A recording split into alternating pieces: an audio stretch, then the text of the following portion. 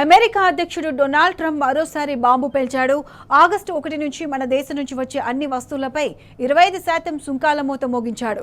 భారత్ మిత్రదేశమైన 25% సుంకాలు విధించక తప్పలేదని ఖరాఖండిగా తేల్చి చెప్పాడు. కొన్నేళ్ల నుంచి మనతో వ్యాపారం చేస్తున్నామన్న స్పృహ లేకుండా భారీగా పన్నులు బాదాడు. సైనిక పరికరాలలో భారత్ ఎక్కువగా రష్యా నుంచి కొనుగోలు చేశారన్న ట్రంప్ రష్యా నుంచి క్రూడాయిల్ కొనుగోలుతో పాటు చైనాతో భారత్ అతిపెద్ద కొనుగోలుదారిగా ఉందని చెప్పుకొచ్చారు.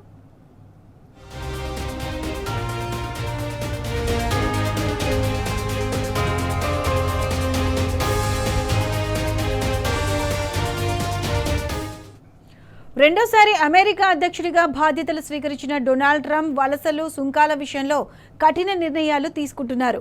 భారత్ సహా అమెరికాకు ముఖ్య వాణిజ్య భాగస్వాములుగా ఉన్న దేశాలపై ప్రతీకార సుంకాలు విధిస్తున్నాడు. అయితే దీనిపై వాణిజ్య భాగస్వామ్య దేశాలు చర్చించేందుకు సమయం ఇస్తూ వచ్చిన ట్రంప్ తాజాగా మన దేశంపై 25% సుంకాలతో వాత పెట్టాడు.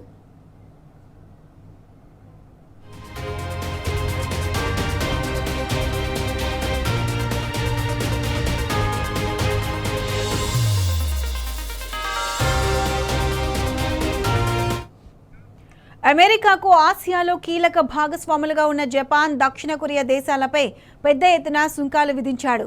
తొలుత ఈ ఏడాది ఏప్రిల్ 2న ట్రంప్ ప్రతీకార సుంకాలు విధిస్తామని చెప్పడంతో ప్రపంచ ఆర్థిక వ్యవస్థ ఇబ్బందుల్లో పడింది. దీంతో దేశాల మధ్య వాణిజ్య యుద్ధాలు మొదలయ్యాయి. స్టాక్ మార్కెట్లు పడిపోవడంతో ట్రంప్ సుంకాలను 90 రోజుల పాటు వాయిదా వేశారు.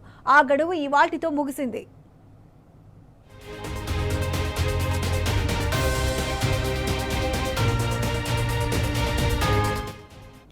డొనాల్డ్ ట్రంప్ అమెరికా అధ్యక్షుడిగా పదవి బాధ్యతలు చేపట్టిన తర్వాత పలు మార్పులు చేస్తున్నారు. ఇటీవల అనేక దేశాలపై సుంకాలతో విరుచుకుపడుతున్నారు. తాజాగా భారత్ దిగుమతులపై వేసే టారిఫ్ల గురించి సంచలన కామెంట్ చేశారు. మిగతా ఏ దేశం కూడా విధించని టారిఫ్లు అమెరికాపై భారత్ విధిస్తుందని, అలా చేయకూడదని ట్రంప్ అన్నారు. ఈ టారిఫ్లపై ఇప్పటి వరకు మొత్తం 5 విడతల్లో చర్చలు జరిగాయి. మొదట్లో ఈ సుంకాలు విధించడానికి ఏప్రిల్ 2వ తేదీ ట్రంప్ డెడ్లైన్ పెట్టారు. ఆ తర్వాత జూలై 9కి మార్చారు. తాజాగా ఆగస్టు 1వ తేదీకి డెడ్లైన్ మారింది.